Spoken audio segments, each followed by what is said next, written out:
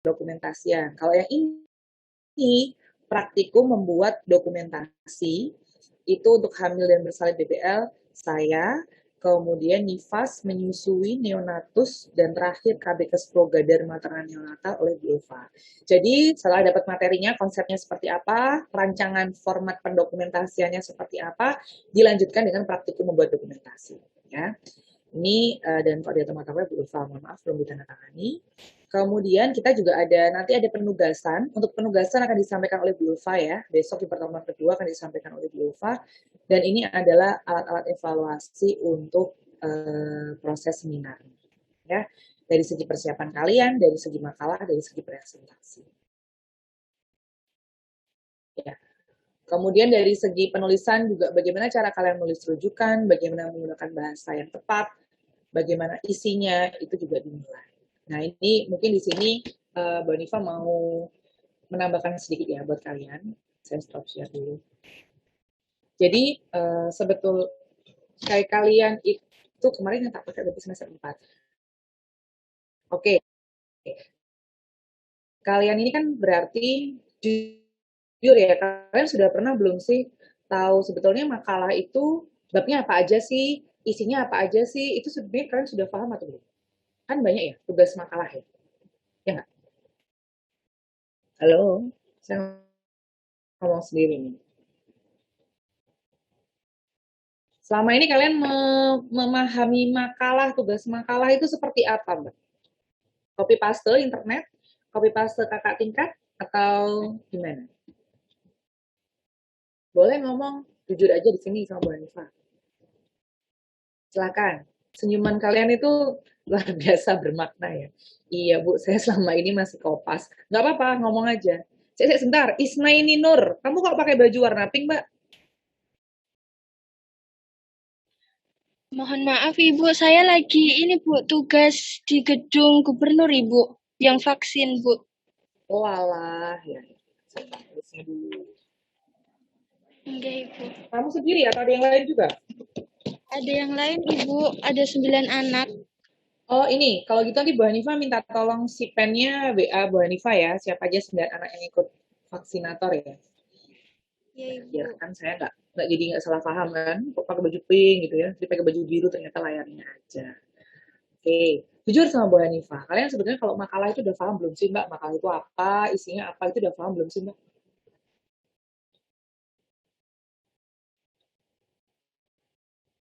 Nggak ada yang berani ngomong?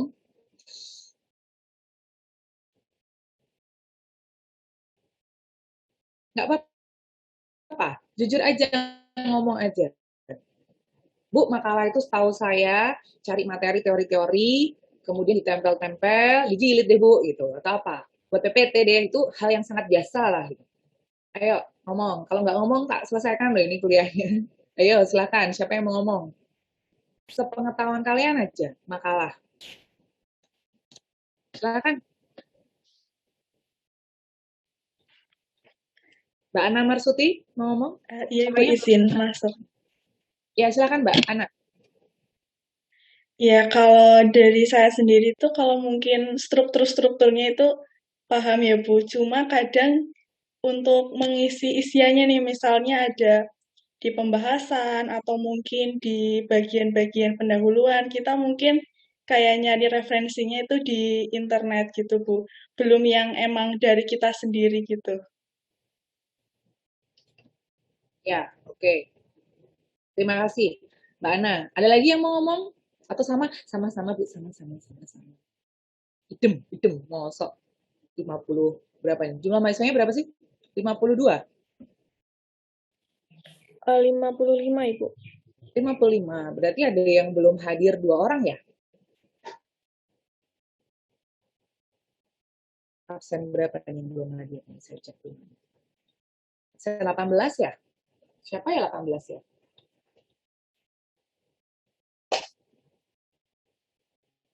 Ayo, silakan. Ada yang mau berpendapat lagi, boleh? Kalau selama ini dosen memberikan tugas. Iya, Mbak, silakan, Mbak. Ya, saya izin masuk Bu. Kalau menurut saya, makalah itu, jadi kita itu punya gagasan. Makalah itu sebuah karya tulis dari gagasan kita diperkuat dengan teori-teori yang kita cari gitu. Itu bisa dari sebuah buku atau juga dari literatur internet juga bisa. Tapi pasti di dalam makalah itu ada kayak tambahan sesuatu yang gagasan dari kita gitu. Enggak semuanya kopas, tapi memang kadang kita sebagai mahasiswa yang masih baru-baru itu seringnya kita kopas sana, kopas ini, gagasan kita hanya sedikit. Mungkin kita hanya menambahkan kata-kata, lebih tepatnya bukan menambahkan gagasan. Gitu, Ibu. Kata-katanya apa? Dan atau gitu. Ya, oh, jujur sekali kalian ya. Oke, terima kasih Mbak Kunti. Ya, jadi nanti akan saya sosialisasikan ya. Jadi kemarin memang Bu Nifa itu sudah membuat, selama ini kalau dosen belum menyampaikan ya, kayak misalkan tata tulis seperti apa itu belum ya berarti ya. Kalian berarti taunya, oh bab 1 tuh isinya pendahuluan, latar belakang, masalah, tujuan gitu ya. Kemudian bab 2 pembahasan, bab 3 simpulan saran kan itu ya. Oke, jadi sebenarnya ini sudah ada, nanti mau saya insya Allah memang tahun ajaran ini akan saya sosialisasikan baik ke dosen maupun ke mahasiswa. Jadi kemarin Bu Nifa memang bikin buku panduan untuk pembuatan makalah gitu. Dan juga yang banyak sekali, mungkin kalian malah mungkin ada yang belum tahu ya, bagaimana sih sebetulnya cara penulisan daftar pustaka yang baik gitu. Bagaimana sih sebetulnya cara mensitasi. Sitasi itu apa sih, Bu? Sitasi itu kalau kalian copy paste, kemudian belakangnya ada tulisannya belakangnya itu loh, misalkan Kunti 2021 kayak gitu loh. Nah, itu sitasi. Sitasi itu apakah memang cuma nama sama koma tahun sih, Bu? Apakah semua cara sitasi itu sama sih, Bu? Dari buku, internet, dan sebagainya. Selama ini itu diberikan kalau kalian mau menyusun tugas akhir biasanya bukunya. Ya, padahal sebetulnya dari tugas akhir, dari tugas makalah itu pun kalian sudah butuh gitu. Karena selama ini kalau dilihat dari tugas-tugas makalah, ya itu tadi ya, gagasan dan atau itu tadi ya, kebanyakan masih copy paste. Oke, ya semoga mulai semester 3 ini mulai dirubah ya. Jadi saya menangkap kata-kata dari Mbak Kunti tadi, kita biasanya copy paste dari internet, Bu, copy paste dari buku.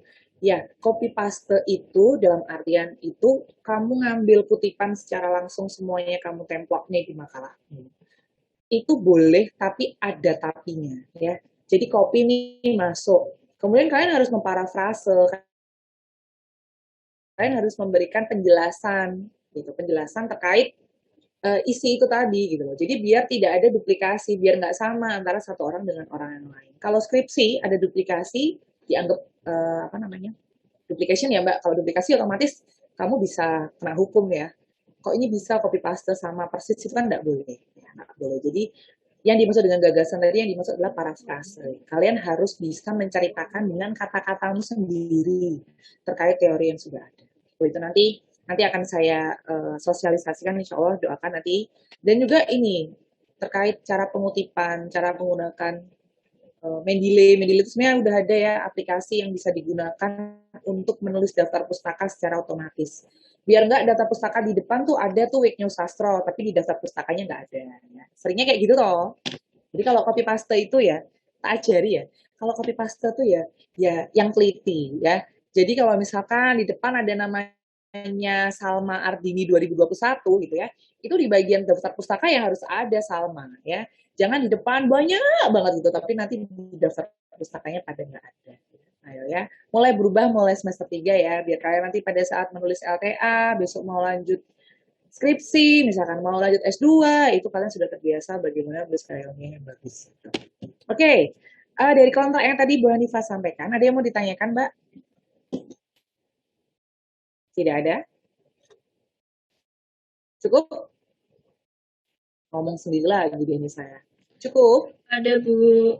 Ah, Belum ada. tidak ada. Oh, belum ada. Oke. Kalau gitu kita mulai untuk materi yang pertama ya. Isna ini tuh yang tadi ya. Oke, sebentar. Risa, mana Risa kalau nggak ngidupin videonya? Kalau nggak ngidupin video tuh ya, itu sama halnya kalau kalian kuliah tatap muka, terus di tengah-tengah kalian tuh izin ke belakang, tapi nggak balik-balik belakangnya ya, Mbak, belakang kampus gitu ternyata. Itu sama kayak ini. Kecuali ya sekarang ada sih pemakluman, kondisi sinyal Bu, gitu ya. Situ tuh pemakluman yang sudah sering terjadi. Oktaviana, mana Oktaviana? Nggak dihidupin juga videonya. Saya tuh nanti kalau screenshot buat absensi itu nggak di akhir tak foto ya, nggak gitu loh ya. Bu Hanifa tuh kadang-kadang di tengah-tengah menit ke 25, menit ke 30. Jadi kalau kalian nggak hidupin video ya mohon maaf ya. Meskipun sudah presensi di Healthy ya mohon maaf ya. Oke, kita mulai untuk pembelajaran yang pertama, dokumentasi kebidanan.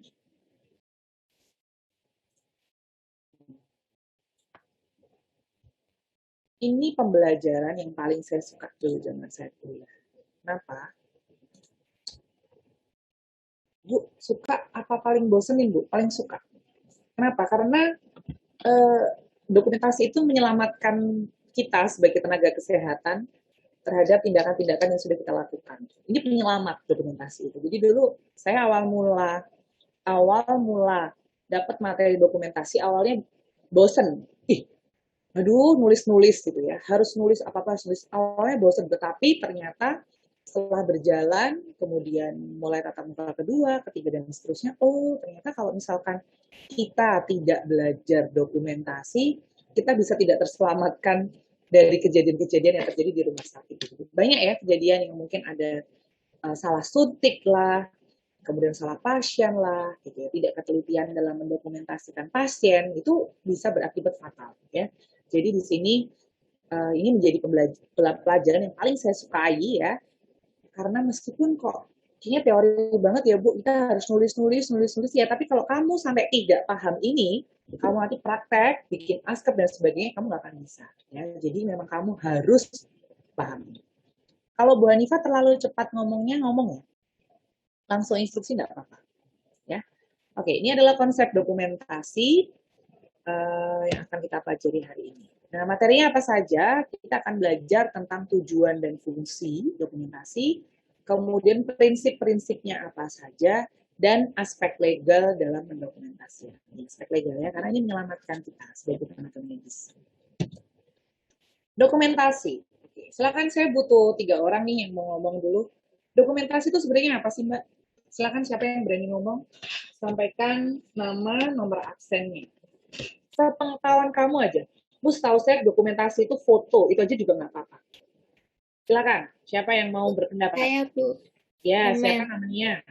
Amel, absen 58. Ya, gimana Mbak Amel? Sepengetahuan saya, dokumentasi itu pencatatan, Bu. Pencatatan. Pencatatan informasi. Kalau untuk kesehatan, nanti bisa informasi mengenai perkembangan kesehatan pasien yang dokumentasi ini dilakukan oleh tenaga kesehatan.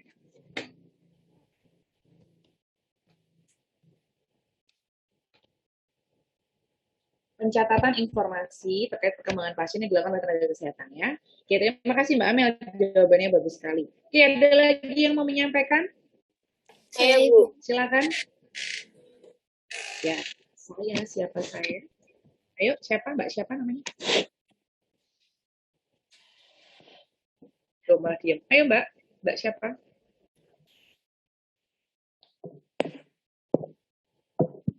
Saya, Bu. Ya, silakan Mbak. Menurut saya,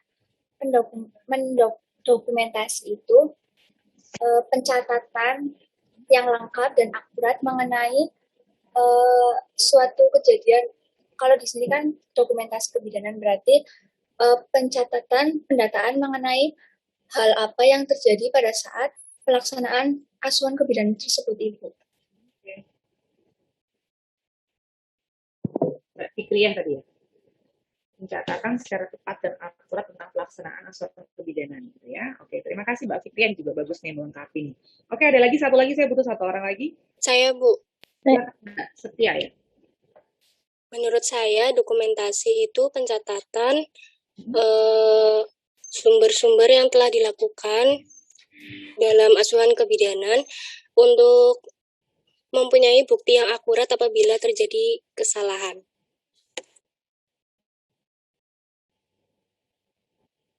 Gunakan sebagai bukti gitu ya, berarti ya. Iya Mbak Setia. Iya, Bu. Ya, pencatatan sumber-sumber yang dilakukan saat melakukan asuan kebidanan yang digunakan sebagai bukti. Oke. Ya, dari tiga orang ini kita bisa mulai menyimpulkan, sudah mulai ada gambaran ya. Luar biasa ini, kan sudah mulai ada gambaran. Berarti namanya dokumentasi, itu kan berarti dicatat, gitu ya. Berarti harus dicatat. Kan kebayangannya pasti seperti itu. Oh, kalau foto tuh kira-kira dicatat nggak ya? Foto, itu termasuk dokumentasi nggak? Video itu dokumentasi nggak? Iya, Bu. Iya. Itu dicatat nggak? Gimana Mbak Hanifah? Tuh ada yang namanya Hanifah. Sama nih. Beda H doang ya. Gimana Mbak Hanifah? Nggak dicatat, tapi di, kalau video, kemudian foto gitu nggak dicatat, tapi apa Mbak? Dimasukkan dalam hati. Dipasang di album foto. Dilampirkan. Gimana Mbak Hanifah? Aduh, suaranya kecil banget nih.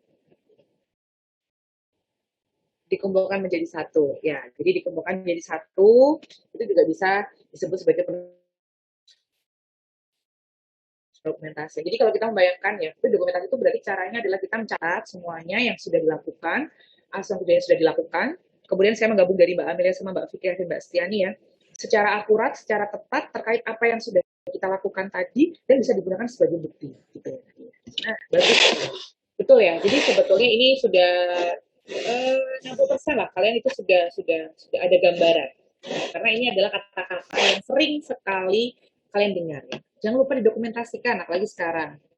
Ada apa-apa didokumentasikan dulu ya. Ada kecelakaan itu nggak dibantuin dulu, tapi di video dulu gitu ya. Kalau sekarang seperti itu ya. Nah, ini adalah pengertian dari dokumentasi. Nih, ada banyak sekali ya, ada banyak sekali. Tapi Bu Hanifah di sini cuma mengambil beberapa saja. Jadi betul, menurut Winda dan Hidayat, namanya dokumentasi itu catatan otentik, betul ya, pencatatan. Atau dokumen asli yang bisa dapat dijadikan sebagai bukti dalam persoalan kepotong, persoalan medis. Gitu. Itu adalah untuk dokumentasi. Kemudian ada lagi yang menyampaikan kalau dokumen itu sendiri itu adalah bahan pustaka baik berupa tulisan maupun rekaman lainnya seperti kaset, video, film, gambar, dan foto. Ya, kebayang ya? Jadi kalau dokumentasi itu bukan hanya secara tertulis saja, tetapi juga bisa berbentuk rekaman lainnya. Nah, kalau menurut Kamus Besar Bahasa Indonesia, namanya dokumen atau dokumentasi adalah surat yang tertulis atau tercetak dan dapat digunakan sebagai bukti. Nah, ini ya. Titik pentingnya dokumentasi, dicatat, baik bisa tulisan atau rekaman, untuk sebagai bukti. Bisa akte kelahiran, surat nikah, surat perjanjian, itu adalah dokumentasi. Nah, perannya apa sih dokumentasi ini? Ini berperan sebagai pengumpul, betul sekali tadi Mbak Anissa menyampaikan. Dikumpulkan jadi satu gitu.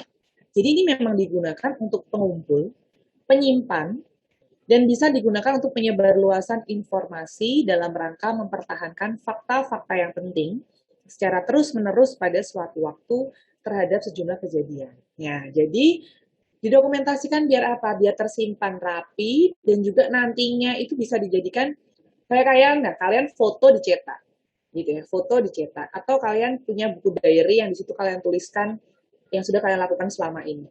Itu untuk apa? Nantinya kalau kamu buka lagi, oh iya, dulu tuh aku pernah ini loh, dulu aku pernah putus sama pacarku tahun 2000. Tahun 2000 kamu umur berapa ya? Oke, tahun 2021 saya putus sama pacar saya, gara-gara pacar saya selingkuh misalnya. Itu tercatat sejumlah fakta, ya kan?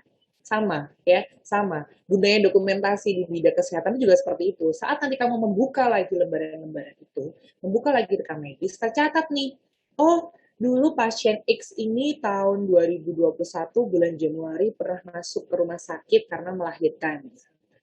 Itu tercatat, baik itu secara digital maupun secara manual. Untuk mempertahankan fakta secara terus-menerus. Ya. Nah, kemudian kalau kita menyimpulkan dari keseluruhan ini, bisa disebut juga bahwa dokumentasi adalah suatu keterangan, baik tertulis maupun terekam, mengenai data subjektif, ya, data subjektif dari diri kita sendiri yang diambil dalam proses anamnesa, baik secara wawancara Ada juga berupa hasil pemeriksaan fisik, hasil pemeriksaan penunjang, hasil laboratorium, hasil USG, ya, kemudian analisis diagnosis, perencanaan, pelaksanaan, evaluasi, tindakan medisnya, pengobatan yang diberikan, baik secara rawat jalan maupun rawat inap, serta pelayanan gawat darurat. Ini kalau kita mau ambil keseluruhan kesimpulannya itu ini. Jadi ini sudah mengarah ke dokumentasi kesehatan, ya. Jadi diambil dari proses anamnesa, dari proses wawancara, hasil fisiknya, kemudian dianalisa dia diagnosisnya apa, rencananya dia asuhannya apa, pelaksanaannya bagaimana, hasilnya bagaimana, obat yang diberikan apa saja. Semuanya harus didokumentasikan. Ya. Kayak kalian, sekarang setiap waktu kamu pergi kemana-mana, pasti kamu foto. Ya, pasti kamu catat. Mungkin catatnya dalam pikirannya. Tapi pasti kamu foto. Untuk apa? Untuk tahu prosesnya yang sudah saya lakukan apa yang terjadi pada saya. Itu adalah pengertian dari dokumentasi. Nah, kalau dokumentasi kebidanan, kita fokuskan ke kebidanan, itu hampir sama ya, pencatatan pelaporan yang dimiliki oleh bidan, ya karena kebidanan, dalam melakukan catatan perawatan untuk kepentingan klien, bidan, dan tim kesehatan. Coba di garis bawah di sini. Dokumentasi itu bukan hanya untuk kepentingan bidannya saja. Ya. Jadi kalau kamu nulis, itu bukan hanya untuk kepentingan kamu saja, tetapi juga untuk kepentingan klien, pasiennya. Dan juga untuk kepentingan tim kesehatan lainnya. Kenapa bukan tim kesehatan lainnya? Nanti kita bahas ya. Dalam memberikan pelayanan kesehatan dengan dasar komunikasi yang akurat dan lengkap secara tertulis dengan tanggung jawab bidan. Ya, yang menulis yang bertanggung jawab. Ya, bukan yang menulis Hanifah tapi yang bertanggung jawab, misalkan Mbak Kunti gitu, tidak. Ya, jadi kalau yang menulis Hanifah yang bertanggung jawab juga Hanifah. Nah, kalau dokumentasi dalam asuhan kebidanan, ya ini hampir sama ya, pencatatan lengkap akurat suatu kejadian dalam pelaksanaan asuhan kebidanan. Nah, sebetulnya kalau dokumentasi kebidanan itu ada dua, ya, ada dua, yaitu proses pencatatan penyimpanan data-data dalam pelaksanaan kegiatan asuhan kebidanan atau pelayanan kebidanan. Nah, terkadang itu kita membahas sesuatu yang dianggapnya sama. Asuhan kebidanan sama pelaksanaan sama pelayanan kebidanan itu sama, padahal sebetulnya berbeda. Kalau asuhan kebidanan, itu hanya kita berikan pada satu klien saja. Jadi misalkan satu ibu hamil, nah, itu pemberian asuhan kebidanan. Satu anak balita, satu ibu nifas, itu asuhan kebidanan. Tapi kalau pelayanan kebidanan itu diberikan kepada kelompok masyarakat. Contohnya apa, Bu? Penyuluhan pada ibu hamil, kelas ibu nifas, ya, penyuluhan pada para lansia, fase praminopause, misalnya. Itu pelayanan kebidanan. Tapi kalau asuhan kebidanan itu ada satu orang saja.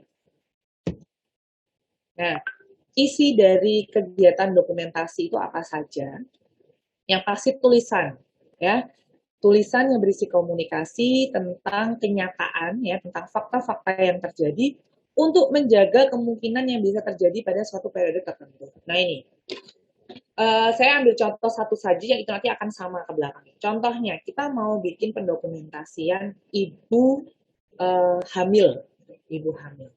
Nah, ibu hamil ini dari proses dia trimester 1 dia datang ke bidan, sudah dokumentasikan nih, misalkan umur kehamilan berapa, HPHT-nya kapan, ada keluhan atau tidak, kayak gitu ya.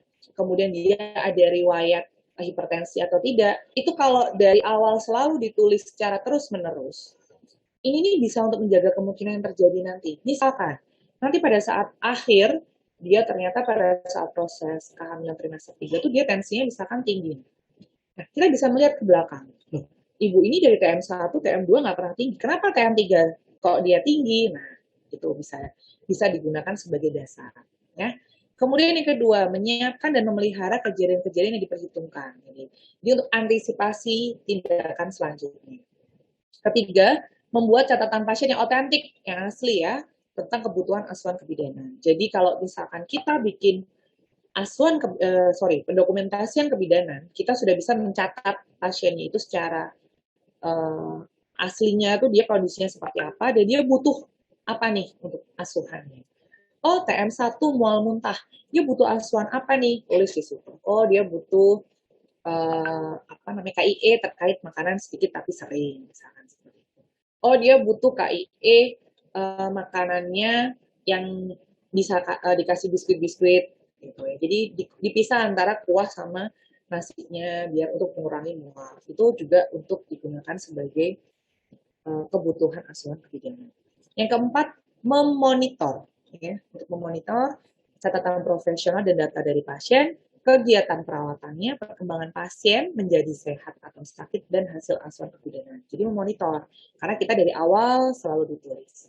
Dan terakhir, melaksanakan perawatan, mengurangi penderitaan dan perawatan pada pasien yang hampir meninggal dunia. Ya, kalau semua tercatat dengan baik, didokumentasikan dengan baik, kita bisa tahu tindakan apa saja yang sudah dilakukan kepada pasien.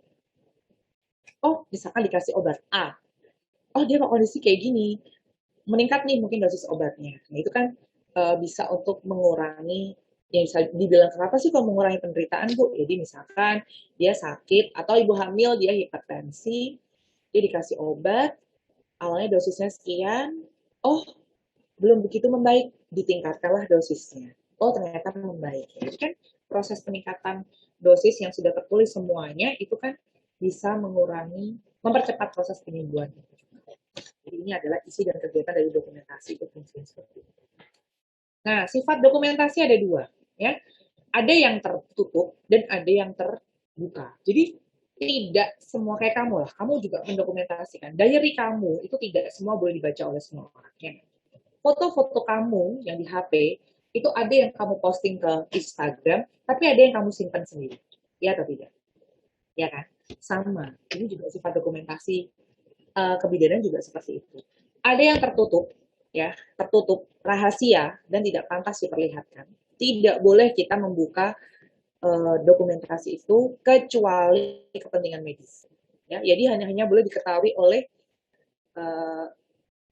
tenaga kesehatannya saja dan mungkin hanya oleh pasiennya saja. Kita nggak boleh nge-share kemana-mana.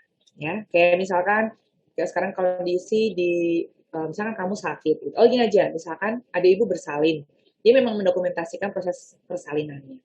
Tapi itu kan tertutup hanya untuk dia dan keluarganya tok misalkan. Nggak mungkin dia posting proses persalinan kala 2 di Instagram, nggak mungkin. Ya. Itu nggak mungkin. Pasti kalau misalkan di posting pun pasti ada bagian-bagian yang disensor. Nah, tapi ada juga yang terbuka, boleh di-share. Biasanya ini berinteraksi dengan lingkungan yang menerima dan menghimpun informasi.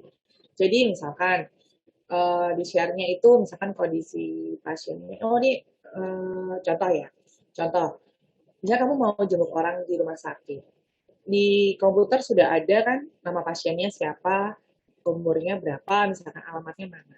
Misalkan, Bu, saya mau jenguk nih pasien Anis misalkan namanya. Oh iya, dia di ruangan ini, rumahnya ini, dah cukup sampai itu saja. Itu orang yang bagian informasi nggak boleh, oh ini sakitnya ini, dia udah dapat obat ini aja, ini dia kemarin, biayanya segini, itu nggak boleh. Ya, jadi memang ada sifat-sifat dokumentasi yang boleh di-share dan juga tidak boleh di-share. Ini sifat dokumentasi. Nah, kemudian tujuan dan fungsinya apa? Tujuan dan fungsi dokumentasi. Tujuannya, menurut Muslihatun, Muslihah, dan Setiawati adalah sebagai sarana komunikasi. Contoh kalian sekarang. Kalian bikin catatan dari kuliah saya. Gitu. Kemudian ada teman kamu, saya pinjem dong catatannya Bu Hanifa tadi, kamu kasih catatannya ke teman. Itu kan sarana komunikasi. Sama, dokumentasi juga dia sarana komunikasi. Tapi fungsinya ada 3. Yang pertama, ke bawah. Tujuan memberikan dokumentasi untuk ke bawah adalah untuk melakukan instruksi. Contoh, misalkan dokter spesialis objin. Dia memberikan ke bawah, ke bawahnya misalkan bidan, ya. Dengan pasien yang mungkin dia penata laksana, dia patologi yang tidak bisa dibantu oleh bidan saja, harus ke dokter objin, dokter objinnya ngasih instruksi secara tertulis ke bidannya. Misalkan, oh pasang infus, oh dikasih obat ini, itu ke bawah, sebagai sarana komunikasi untuk ke bawah. Kemudian ada juga yang ke atas memberikan laporan. Contoh bidan membuat laporan, untuk nantinya akan dilaporkan ke puskesmas, kepala puskesmasnya. Nah ini kan fungsinya ke atas, memberi laporan. Ada juga yang ke samping, lateral, sesama tenaga medis, untuk memberikan saran gitu. Contohnya misalkan ada 2 bidan di sini. Ada bidan Ragestian sama bidan Adinda. Nah, Mbak Ragestian sama Mbak Adinda ini lagi bikin dokumentasi gitu. Kemudian dari laporannya Ragistian, Adinda lihat, loh, ini kan harusnya ditambahin peran pelaksanaannya biar pasiennya lebih nyaman, misalkan seperti itu. Ini kan ke samping, lateral. Gitu. Jadi kalian posisinya sama tenaga medis. Atau bisa juga kalau di rumah sakit antara bidan dengan perawat, itu juga bisa. Kemudian ini adalah tujuan. Kalau fungsinya apa, Bu? Fungsi kita membuat dokumentasi adalah satu, untuk pertanggungjawaban. Mempertanggungjawabkan tindakan yang sudah kita lakukan oleh bidan ya, biar sebagai dasar bukti secara legal. Yang kedua, sebagai bukti dari setiap tindakan bidan bila terjadi gugatan terhadapnya. Ini betul, ya, ini betul. Jadi memang dulu pada saat saya praktek, jadi dulu kebetulan saya tuh dapat praktek yang waktu saya semester 2 ya, semester 2. Saya dapat praktek di rumah sakit rujukan. Pada saat itu belum banyak ya masuk bidana. Jadi masih bisa semester 2 tuh di rumah sakit rujukan. Ada kejadian gitu, tapi bukan saya. Jadi ada kejadian mahasiswa keperawatan kampus lain gitu ya. Jadi dia itu salah ngasih donor darah. Tuh. Itu soalnya fatal ya, karena pasiennya sampai meninggal pada saat itu. Jadi sama-sama pasiennya namanya Sri gitu. Saya lupa pasiennya namanya siapa. Sama-sama pasiennya namanya Sri. Kebetulan pasien Sri ini dua-duanya ini dapat donor darah. Harus transfusi darah, harus transfusi darah. Yang Sri ini sebenarnya golongan darahnya A, yang Sri yang satu itu golongan darahnya B. Sebenarnya beda, gitu. Sebenarnya beda. Tetapi karena dia tidak teliti, ya, dan dia juga tidak menuliskan dokumentasi, ya, jadi dia waktu itu kena mahasiswa ini, tapi karena dia masih mahasiswa ya pengurusannya ke kampus. Jadi dia salah nggak? Harusnya darahnya Sri ini dimasukkan ke sini. Akhirnya dampaknya, yang pasien yang satunya belum terima darah, tapi yang satu sudah terima darah. Jadi pada saat itu pasiennya meninggal dan langsung semuanya di stop. Nah, yang bikin selamat apa? Yang bikin selamat adalah pada saat proses instruksi, itu kan jelas pasien Sri ini dapat golongan darah A, yang pasien Sri yang satunya dapat golongan darah B. Tetapi mahasiswa ini dia nggak nulis. Jadi dia sudah salah, dan dia tidak mendokumentasikan. Okay. Tapi kalau kita sudah, apapun yang kita lakukan mendokumentasikan, misalkan bidan, pasiennya datang mau melahirkan, dilihat semua datanya, dan sudah tulis semuanya, kemudian ternyata pasiennya itu mengalami atonia uteri, gitu ya, harus KBI-KBE, kemudian harus dirujuk, contohnya. Nah, itu bidannya selalu menulis misalkan di situ. Jam segini dapat obat ini, jam segini dapat obat ini, jam segini dapat obat ini.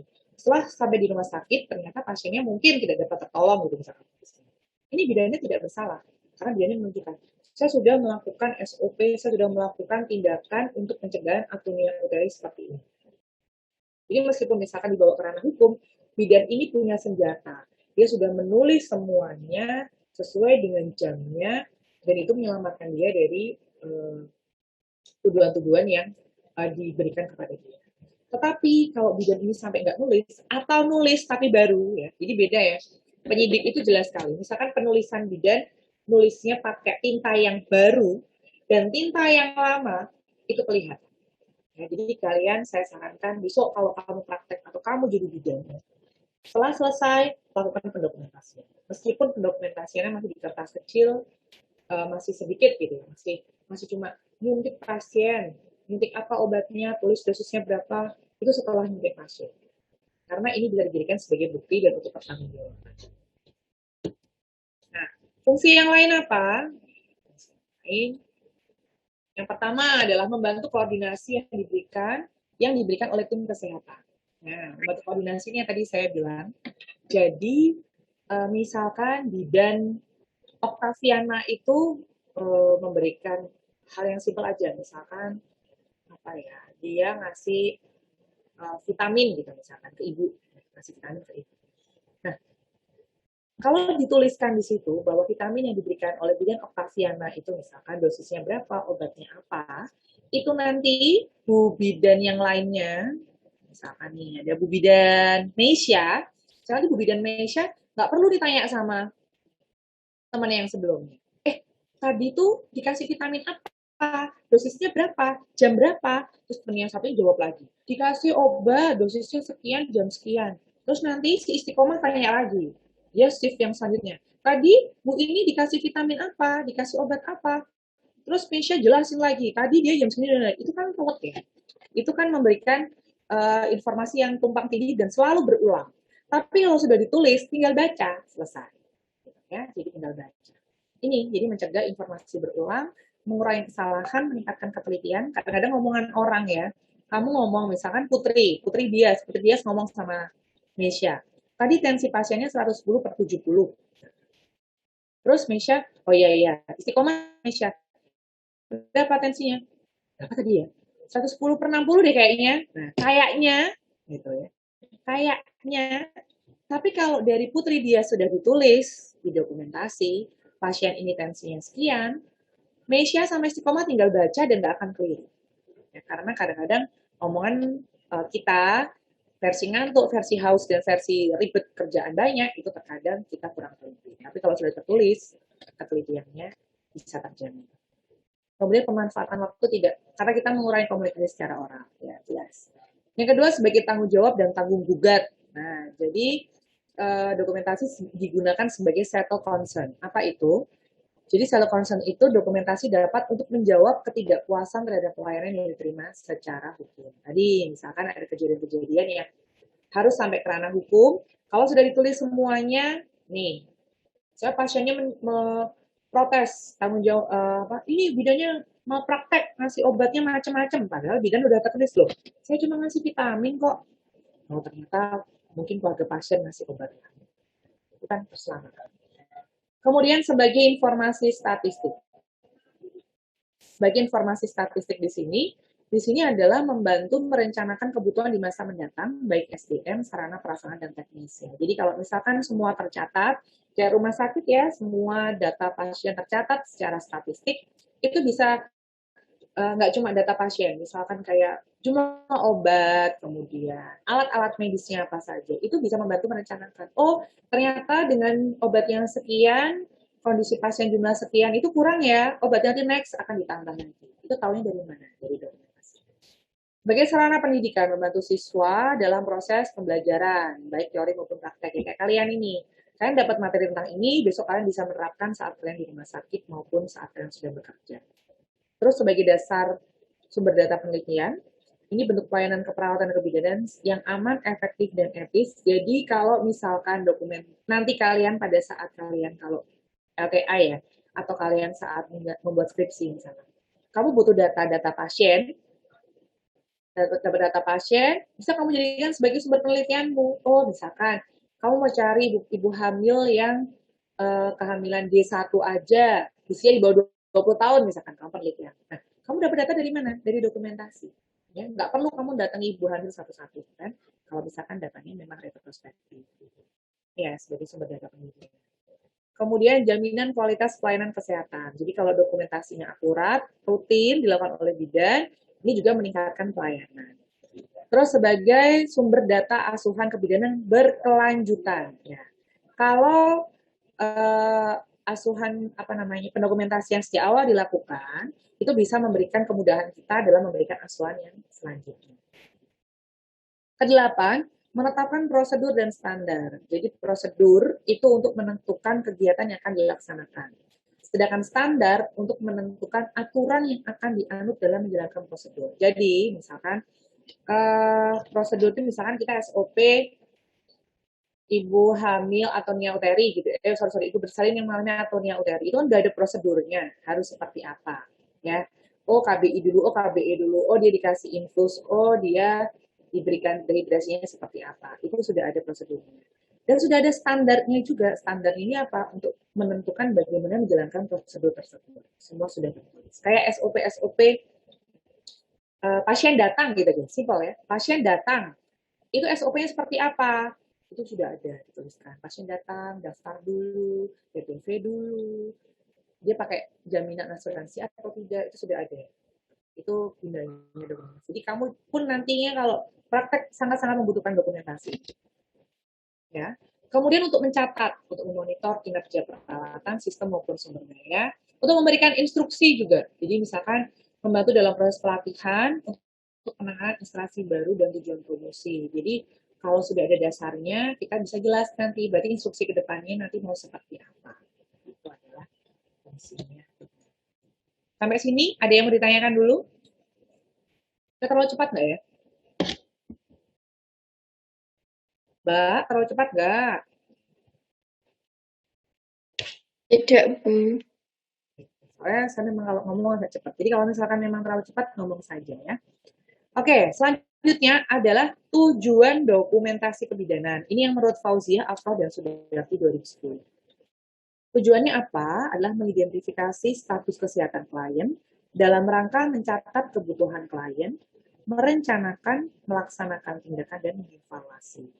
Jadi, ditulis itu gunanya untuk mengidentifikasi status kesehatan. Kemudian untuk dokumentasi, untuk penelitian, keuangan, hukum, dan etika. Ini sudah saya jelaskan di depan tadi ya. Jadi ini memang tujuan-tujuan dokumentasi itu ada beberapa versi, karena banyak buku, banyak sumber. Jadi tapi kalau kita rangkum, sebenarnya mirip-mirip semua. Nah, kalau tadi, ini kan dokumentasi juga digunakan untuk penelitian, untuk keuangan, untuk hukum, dan etika ya. Sebentar, saya tak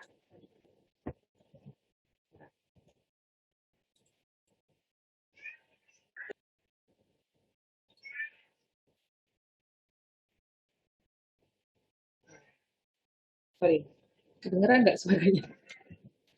Saya manis. Oke, tujuan dokumentasi juga digunakan untuk penelitian, keuangan, hukum, dan etika. Apa saja sih kalau misalkan kita butuh tujuan dokumentasi untuk nggak cuma dari segi kesehatan ya. Yang pertama untuk bukti kualitas asuhan kebidanan. Kemudian yang kedua, bukti legal dokumentasi sebagai pertanggungjawaban kita kepada klien. Kemudian informasi untuk pelindungan individu.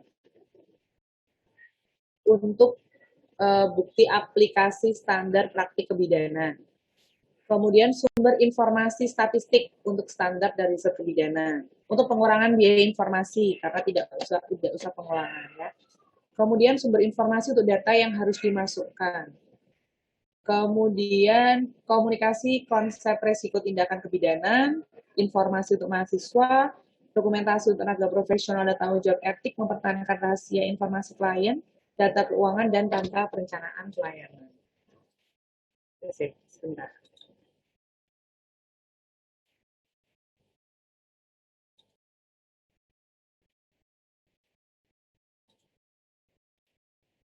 Bentar Mbak, saya izin tunggu sebentar ya.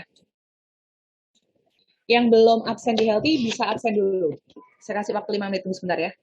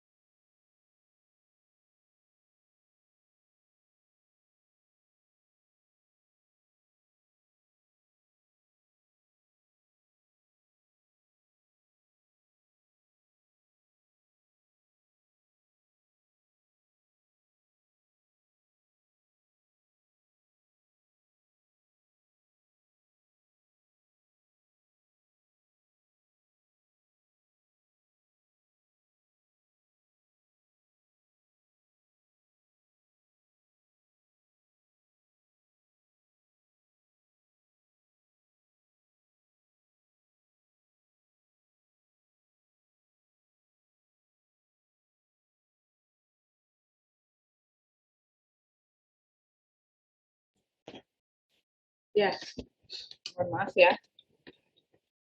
Oke, saya lanjutkan ya, Mbak.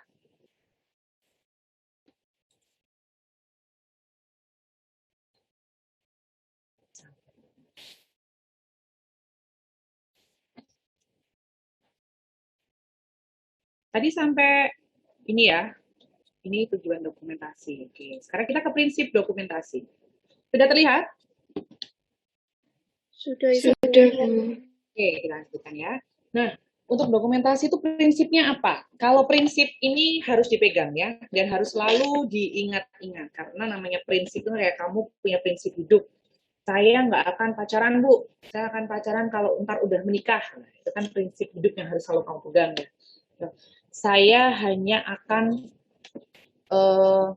pacaran kalau udah lulus, Bu. Misalkan ya kayak gitu. Misal ya, misal. Nah, ini juga dokumentasi juga punya prinsip, Mbak. Prinsipnya apa? Yang pertama adalah lengkap. Ya, lengkap. Lengkap itu gimana? Lengkap itu kita harus mencatat semua pelayanan yang diberikan, ya. Kemudian catatannya terdiri dari semua tahap prosesnya, mencatat tanggapan bidannya, mencatat tanggapan pasiennya, mencatat alasan pasien dirawat, dan mencatat kunjungan dokter. Jadi semuanya itu harus tertulis. Maksudnya tanggapan bidan gimana, Bu? Ya, misalkan tanggapan itu maksudnya gini. Jadi bisa juga apa sih yang dilakukan oleh bidan? Gitu ya. Kemudian dari pelaksanaannya itu misalkan memberikan KIE kepada pasien. Bidan, tanggapan bidan memberikan KIE kepada pasien, misalkan terkait nutrisi ibu hamil. Nah, tanggapan pasiennya gimana? Dengan kamu memberikan KIE, apakah pasiennya itu sudah paham dengan yang sudah kalian berikan? Biasanya mahasiswa itu seringnya nulis kalau di Askep ya, itu biasanya gini, planning, memberikan KIE pasien misalnya ya, memberikan KIE pasien tentang nutrisi ibu hamil. Kemudian hasilnya pasien mengetahui nutrisi ibu hamil. Itu kira-kira bisa diukur nggak pasien mengetahui nutrisi ibu hamil? Menurut mau tanya. Mbak Erika, Mbak Erika Yuliana. Saya ngomongnya sama lemari ya. Erika, kamu di mana? Ini ya Nur. Oh, vaksinator. Oke, sorry. Nggak. Tak lainnya aja dulu. Dona Amelia juga vaksinator. Mboten, Bu. Boten. Mbak Dona Amelia kok videonya mati?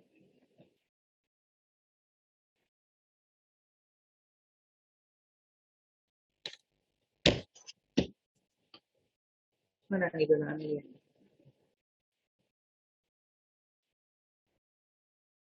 Ada respon ya. Khairunisa, vaksinator juga?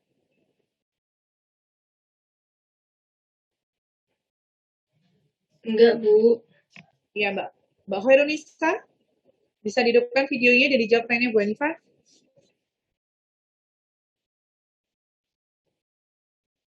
Ya. Jadi Mbak Rafa aja. Mbak Rafa, Bu Hanifa dibantu. Mbak Rafa, dengar suara saya?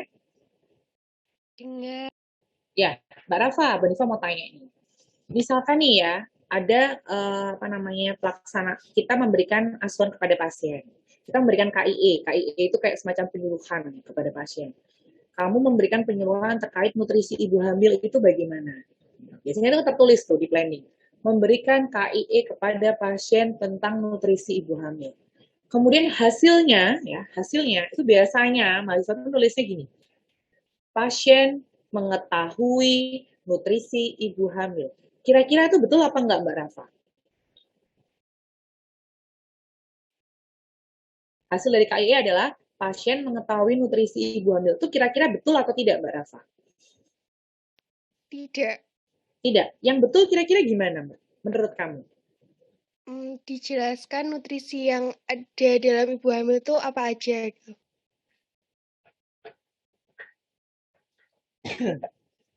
Ya, oke. Terus dengan menjelaskan, yang menjelaskan kan bidannya menjelaskan. Oke. Kemudian hasilnya itu gini, dengan bidan memberikan penyuluhan, kemudian kita kan melihat hasilnya nih.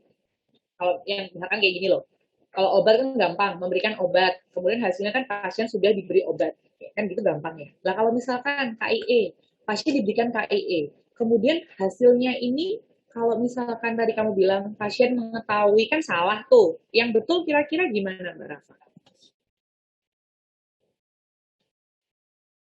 Ada yang mau membantu? Ada yang punya Pasien pendapat? Ya silakan Mbak. pasien memahami tentang nutrisi pada ibu hamil. Memahami. Dari mana kamu tahu bahwa pasien memahami nutrisi ibu hamil? Dari instruksi dari saat kita menjelaskan pasien ditanya apakah sudah dipahami Bu, terus menjawab sudah. Nah, itu. Jadi tulisannya, hasilnya bukan pasien memahami, Mbak. Tapi secara tidak langsung kamu memberikan penjelasan. Kamu taunya pasien paham dari mana? Kan kamu bertanya, pasien menjawab kan?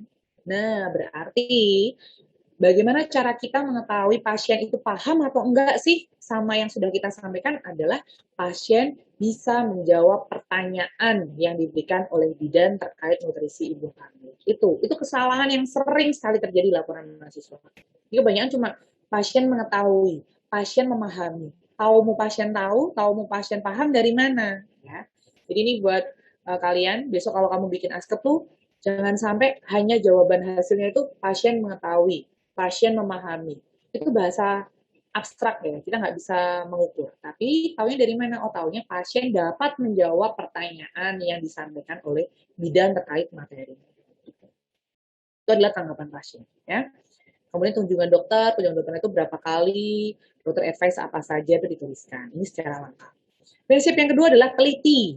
Nah, teliti itu mencatat setiap ada perubahan rencana, mencatat pelayanan kesehatan, mencatat pada lembar yang telah ditentukan. Jadi kalau misalkan tulisan nama ya di bagian nama, ya. Tulisan diagnosa ya di bagian diagnosa. Jadi harus teliti. Enggak semuanya dicampur aduk itu enggak. Jadi harus teliti. Terus mencantumkan tanda tangan atau paraf bidan. Ini penting. Ini penting. Jadi, dalam proses pendokumentasian, kamu nanti harus menuliskan tanda tanganmu atau parafmu dan nama terang yang menunjukkan bahwa itu yang menulis memang kamu. Dan juga hindari memberikan sela. Sela itu apa ya? Jadi, tidak ada baris yang kosong, Mbak. Karena itu nanti bisa diisi dengan tulisan yang lain yang mungkin nanti bisa tidak bisa kamu pertanggungjawabkan. Jadi memang kalau dalam proses pendokumentasian itu harus kita tidak boleh memberikan sela apapun. Jadi setelah selesai, kamu misalkan menyuntik pasien dosis berapa, obat apa, bawahnya parafmu. Jangan kasih longgar baris karena itu nanti bisa diisi oleh orang lain. Tuh harus teliti. Setiap kesalahan dikoreksi dengan baik. Nah, misalkan kalau ada kesalahan, itu dicoret, jadi kita nggak boleh ditipek ya. Coret, kasih paraf di atasnya, terus tuliskan yang betul. Jadi harus diperbaikinya seperti itu. Tidak boleh kita ditipek, terus ditumpuk sama tulisan itu nggak boleh. Jadi misalkan kamu ada yang perlu direvisi, dicoret, kasih parafmu di atasnya, kemudian dilanjutkan dengan apa yang dibetulkan. Kemudian catatan hasil pemeriksaan ada kesesuaian antara hasil laboratorium dan instruksi dokter. Jadi kalau misalkan kita mencatat hasil pemeriksaan juga harus jelas satuannya apa, dilakukan pemeriksaannya itu kapan, kayak misalkan pemeriksaan lab tanggal berapa, ya hasilnya bagaimana, harus tuliskan secara teliti. Kemudian berdasarkan fakta, karena namanya catatan itu kan harus akurat, harus aktual ya, harus berdasarkan fakta. Fakta daripada pendapat. Jadi yang ditulis ya yang dilakukan, bukan pendapat orang lain. Mencatat informasi yang berhubungan dalam bagan atau laboratorium. Jadi kalau hasil lab itu kan jelas ya, dia jelas berdasarkan fakta, itu harus dicantumkan. Dan menggunakan bahasa aktif, bukan pasif ya. Jadi menyuntikkan obat dosis berapa, bukan pasien disuntikkan. Kalau disuntikkan kan bahasa pasif, tapi kita menggunakannya bahasa aktif dalam menuliskan fakta. Keempat, logis, ya, masuk logika. Jelas dan logis, catatannya ditulis secara kronologis kejadian, mencantumkan nama dan nomor register pada setiap lembar. Jadi nama pasien, nomor register pasiennya juga dituliskan dalam setiap lembar. Penulisan dimulai dengan huruf besar. Setiap penulisan data memiliki identitas dan jam. Jadi kalau kamu nulis data apapun itu, harus ada jamnya, harinya, tanggalnya, bulannya, dan tahunnya. Jadi ini harus ditulis. Mbak, misalkan nyuntik. Jadi ya nyuntik ini ya tanggal berapa, jam berapa, tanggal, jam, bulan, tahunnya apa. Harus jelas. Untuk apa? Untuk mengurangi untuk ini loh, bisa dijadikan sebagai pertanggungjawaban dan untuk mengurangi kekeliruan ya. Kemudian, nah yang terakhir ini, dapat dibaca. Loh Bu, lah itu dokter-dokter tuh kok tulisannya pada nggak bisa dibaca Bu. Tapi kan tetap ada yang bisa membaca ya. Tapi kalau kita melakukan pendokumentasian, kenapa kok dapat dibaca? Ya biar orang yang membaca, misalkan kamu tadi lateral tadi ya, antara bidan dengan bidan yang shiftnya dari pagi ke siang, ya biar yang shift siangnya nggak bingung baca tulisan kamu ya. Kalau bingung sama aja nanya lagi ya, sama aja nggak ada gunanya dokumentasi. Jadi biar tulisan dapat dibaca, bebas dari catatan dan koreksi, menggunakan tinta ya, pakai pulpen. Kenapa? Kalau pakai pensil gampang dihapus. Menggunakan istilah yang lazim digunakan. Jadi misalkan mau nulis diagnosa, ya biasanya tuliskan DX, gitu. Jangan diak gitu ya, itu nggak lazim ya. Pemeriksaan biasanya PX gitu ya, bukan itu salah ya. Jadi itu ada singkatan-singkatan yang sudah lazim digunakan.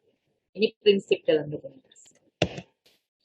Nah, kalau secara dokumentasi ada juga sumber yang menyatakan, hampir mirip sebetulnya. Jadi ada syarat-syarat dokumentasi sederhana itu maksudnya gimana? Tidak usah terlalu ribet banget tulisannya, tapi ya sudah apa adanya ditulis, akurat, sabar, jadi satu persatu ditulis secara runtut, tepat, lengkap, jelas dan objektif. Ini adalah syarat-syarat dalam dokumentasi. Prinsip dokumentasi, ya ini menurut Fauziah Afroh dan Sudarti 2010. Tadi juga sudah ada yang tadi prinsip, tapi ini sebetulnya juga hampir mirip-mirip, tapi ini ada tambahan, jadi mau saya sampaikan di sini, hampir sama ya, dokumentasinya lengkap, ada penandatanganan, jelas dan rapi, pakai ejaan, kata baku, dan tata bahasa medis yang tepat dan umum, pakai tinta untuk menghindari terhapusnya catatan, pakai singkatan yang resmi, jadi kayak penata laksanaan PX, gitu. Pemeriksaan PX, diagnosis PX, terapi, resep airstrip. Nah, itu tuh kan adalah singkatan-singkatan yang lazim digunakan. Gunakan pencatatan dengan grafik untuk mencatat tanda vital ya. Biasanya kalau TTV itu di bagian formnya itu sudah ada grafiknya, jadi kamu tinggal kasih titik-titik, apakah ada peningkatan, apakah ada penurunan, itu jadi kalau TTV kita bisa melihat perkembangan pasiennya. Catat nama pasien di setiap halaman, betul. Berhati-hati ketika menulis pasien dengan HIV/AIDS. Nah, ini ya. Jadi memang ada undang-undang yang kita diminta untuk menjaga kerahasiaan dari pasien HIV/AIDS. Nah, biasanya dalam buku apa sih namanya? Buku pasiennya itu, ya. Kok jadi lupa sih? Arsip pasien ya, buku pasiennya, status pasien, status pasien. Kalau di pasien rawat inap kan punya satu-satu. Biasanya untuk pasien HIV/AIDS itu ada tandanya sendiri. Jadi nggak tulis HIV/AIDS positif, nggak kayak gitu. Ya. Biasanya ada tanda-tanda khusus yang itu hanya diketahui oleh tenaga medis yang ada di lingkungan tersebut. Jadi untuk menjaga kerahasiaan pasien, tetapi juga menjaga keselamatan tenaga medis. Jadi tenaga medisnya juga bisa antisipasi, oh ini pasien HIV. Tapi yang tahu cuma mereka. Nggak di secara gamblang HIV. Hindari menerima instruksi verbal dari dokter melalui telepon, kecuali kondisi darurat. Ya, karena kalau telepon itu kadang sinyalnya, ya kadang antara ngomong itu kan kecuali kamu rekam ya, direkam itu beda. Tapi ini kalau kondisi darurat yang mau nggak mau biasanya kita juga via telepon. Tanyakan bila instruksinya tidak tepat. Ya, kalau masih bingung nggak jelas tanyakan. Dokumentasi terhadap tindakan atau obat yang tidak diberikan. Jadi misalkan dokter sudah memberikan resep, dituliskan di situ. Ternyata ada obat-obat yang tidak diberikan, misalkan obatnya habis atau bagaimana, ya itu ditulis bahwa obat ini belum diberikan, harus dituliskan. Catat informasi lengkap obat yang diberikan, catat kalau ada alergi, catat daerah atau tempat pemberian injeksi atau suntikan. Ya, jadi misalkan dia sudah dilakukan suntikan di secara IV, misalkan secara IV di tangan sebelah kanan. itu harus dituliskan. Jadi mungkin ada obat-obat tertentu yang mungkin nanti satu taruh di kanan, satu taruh di kiri. Jadi untuk menjaga efektivitas. Kemudian catat hasil laboratorium yang abnormal. Nah, kalau untuk yang tidak normal juga harus ditulis ya, karena nanti untuk pemberian pelaksanaan selanjutnya. Itu prinsip dokumentasi menurut Fauziah Afnof. Nah, kemudian yang terakhir, biasanya kalau mahasiswa kalau dari kata-kata terakhir, gini happy banget. Ya, terakhir ini adalah aspek legal dalam dokumentasi. Sebenarnya aspek legal dalam dokumentasi itu apa sih, Bu? Aspek legal dalam dokumentasi adalah pembuatan catatan harus berdasarkan standar asuhan kebidanan yang ditetapkan oleh hukum sebagai bentuk perlindungan diri yang sah dari gugatan hukum. Jadi, dalam proses pendokumentasian, itu kita juga harus sesuai dengan standar ASKEP. Ya, tidak boleh asal aja yang penting ditulis. Kan aku udah dokumentasi, udah yang penting tulis, tidak. Jadi dalam proses kami melakukan pendokumentasian, itu juga harus sesuai standar asuhan kebidanan. Karena apa? Ini sebagai bentuk perlindungan diri. Jadi misalkan kamu melakukan sesuatu, sudah sesuai dengan SOP-nya, dan sudah kamu catat, insya Allah kamu aman. Tapi kalau kamu sudah melakukan SOP-nya, tapi lupa tidak kamu catat, dan ternyata nanti ada hal-hal yang tidak kita inginkan, misalkan pasien tidak puas dan sebagainya, tidak ada bukti tertulis yang bisa kamu ajukan sebagai tanggung jawabmu, ya kamu tidak selamat. Apalagi Anda melakukan sesuatu yang tidak sesuai standarnya, tapi ditulis gimana? Yaitu, Bu, saya SOP-nya harusnya nggak kayak tapi saya kayak tapi tak tulis loh Bu lah, tulis tapi kamu nggak sesuai asuhan, salah juga ya. Apalagi yang terakhir, sudah tidak sesuai asuhan, tidak ditulis lagi, itu udah apes ya, itu apes. Jadi harus dua ya, sesuai asuhan dan harus ditulis. Kita sebagai. Nah, di sini ada dua tipe tindakan. Yang pertama adalah tindakan sipil atau pribadi, ya, itu berkaitan dengan isu antar individu. Tapi ada juga yang tindakannya kriminal. Kalau kriminal ini biasanya berkaitan dengan perselisihan antara individu dan masyarakat secara keseluruhan. Jadi tindakan legal itu ada yang untuk individu saja, ya, ada yang mencakup orang banyak. Apa saja hal-hal yang harus kita perhatikan agar dokumentasi yang diterapkan sebagai aspek legal itu secara hukum. Jadi gini, dalam proses pendokumentasian itu kan agar dokumentasi yang kita tuliskan itu juga bisa digunakan pertanggungjawaban di dalam hukum, ya itu ada beberapa yang saya perhatikan. Yang pertama, dokumentasi informasi yang berkaitan dengan aspek legal. Jadi kita harus mendokumentasikan yang berkaitan dengan aspek legal. Apa saja itu? Yang pertama, catatan kebidanan pasien atau klien diakui secara legal atau hukum. Jadi semua pencatatan terkait dengan klien, namanya, ya kemudian tempat tanggal lahirnya, identitas secara lengkap, tindakan apa saja, itu kan semuanya diakui secara hukum. Karena apa? Sudah ada SOP-nya. Yang kedua, catatan grafik secara universal juga dapat dianggap sebagai bukti suatu pekerjaan. Jadi misalkan grafik-grafik TTV itu yang sudah rumah sakit sudah punya standar ya, jadi nggak kamu bikin grafik sendiri, enggak ya, itu kecuali itu catatan kamu pribadi. Tapi kalau catatan untuk pasien itu sudah ada yang sudah diakui secara universal. Kayak contohnya KMS, tahu ya KMS? KMS apa Mbak? Ada yang tahu apa KMS? KMS. Mbak Siska, Widya, tahu nggak KMS apa? Kok kamu kaget? KMS apa Mbak Siska? Belum pernah dengar KMS? Kartu menuju sehat. Ya, kartu menuju sehat. Ya, udah pernah lihat bentuknya? Sudah. Sudah. Sudah pernah dibuka? Sudah. Sudah. Sudah. Nah, di dalam KMS itu ada apa sih Mbak biasanya? Ada yang bisa menjawab? Silakan. Evita Eka Saputri? Itu Bu, kayak catatan kenaikan berat badan gitu kayak di buku Pink itu. Nah, buku Pink buku apa? Kamu nggak masuk kebidanan jangan ngomongnya jangan buku Pink ah. Buku buku yang itu loh Bu buat balita tapi lupa namanya. Namanya apa? Mau aku? Ayo namanya apa? Buku Pink. Siapa yang bisa bantu buku Pink namanya apa? Buku KIA. Ngantuk ini pas ulang lagi ya. Buku KIA. Dan di buku KIA itu ada lembar KMS ya. Ada juga kalau dulu itu KMS-nya cuma 1 lembar, tapi kalau sekarang udah dapat bukunya. Nah, di dalam buku KIA, di dalam grafik itu kan ada grafik yang sudah sesuai WHO ya. Ada grafik berat badan per tinggi badan ya. Ada grafik berat badan menurut usia. Kita untuk tahu apakah bayi itu overweight atau tidak, kurang gizi atau tidak, kalau misalkan tinggi badan dia stunting atau tidak, itu sudah ada grafik yang sudah diakui secara universal. Nah, grafik itu bisa digunakan sebagai bukti. Jadi kalian dalam proses pengisian grafik KMS pun, kita nggak bisa main-main ya. Ada garis-garisnya itu harus benar-benar teliti. Ini diisinya dia berat badan saat usia berapa.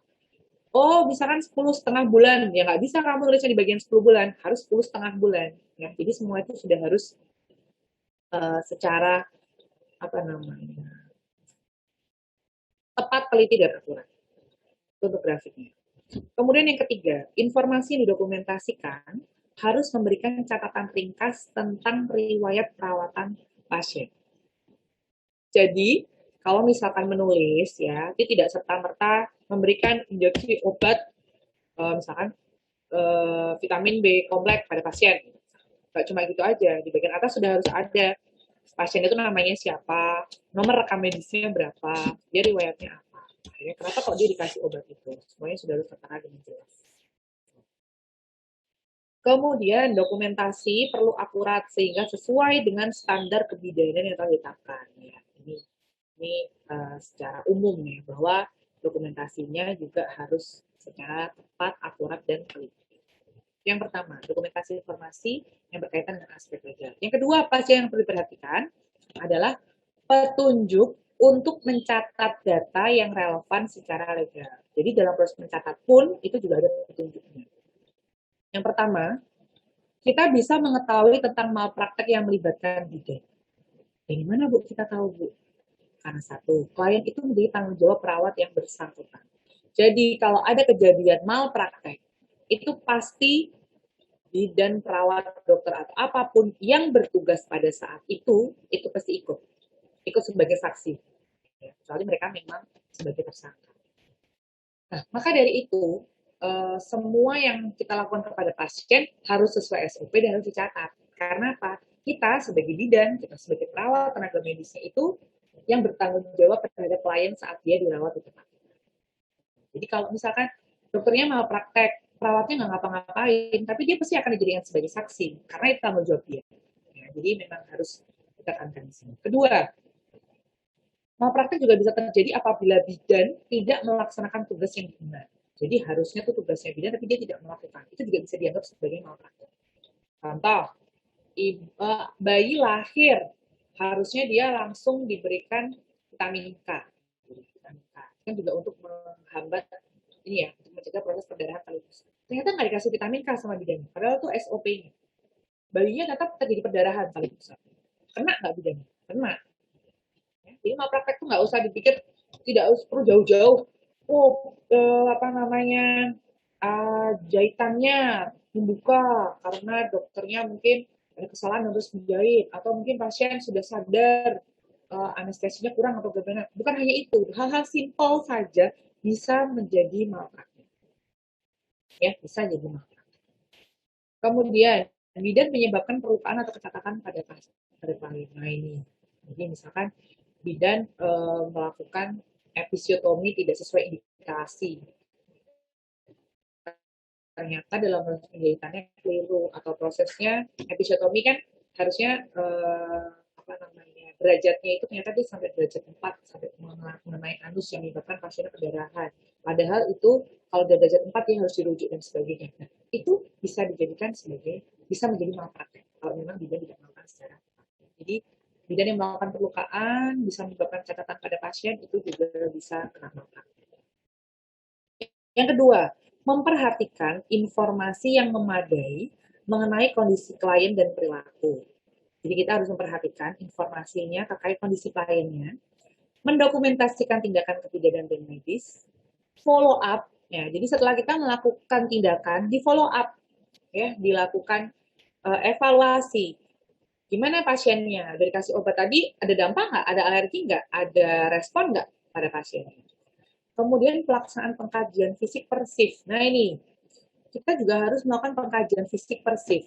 Terkadang pemeriksaan fisik yang sering itu kan jelas TTV ya, atau pemeriksaan fisik yang hanya biasanya itu dilakukan sesuai dengan keluhan pasien saja. Itu tiap shiftnya pasien perawat atau bidan jaga itu harus mengkaji pemeriksaan fisik pasien. Nggak bisa data pemeriksaan fisik pagi dipakai malam, nggak bisa, karena kondisi pasien selalu berubah. Gitu. Kemudian mendokumentasikan komunikasi antar bidan dan dokter. Ya, ini harus tuliskan semuanya. Kalau misalkan ada yang tidak jelas, harus ditanyakan. Yang ketiga, menunjukkan bukti yang nyata dan akurat tentang pelaksanaan proses kebidanan. Jadi, kalau sudah tertulis secara jelas, secara rinci, kita bisa dengan mudah menunjukkan bukti. Ini bukti yang saya lakukan. Saya melakukan ini atau tidak, itu jelas. Yang ketiga adalah panduan legal dalam mendokumentasikan. Apa saja? Yang pertama, jangan menghapus dengan tipek. Ya, ingat, jangan menghapus dengan tipek atau mencoret tulisan yang salah. Jadi nggak cuma di serat, tidak boleh. Tapi tulisan yang salah diberi garis lurus satu tuh mbak, seret, gitu di tengah-tengahnya, kemudian kasih paraf. Jadi kalau ada yang salah, ya ada yang salah, tidak boleh ditipek, tidak boleh dicoret-coret, tetapi cukup dikasih satu garis lurus, ditulis yang benar, sama dikasih paraf. Yang kedua, jangan menuliskan komentar yang bersifat mengkritik klien atau tenaga kesehatan lainnya. Misal, siapa namanya? Mbak Erina ini jaga pagi nih, misalkan Mbak Erina. Mbak jaga pagi bareng sama Mbak Sarola. Namanya bagus sekali. Mbak Erina sama Mbak Sarola.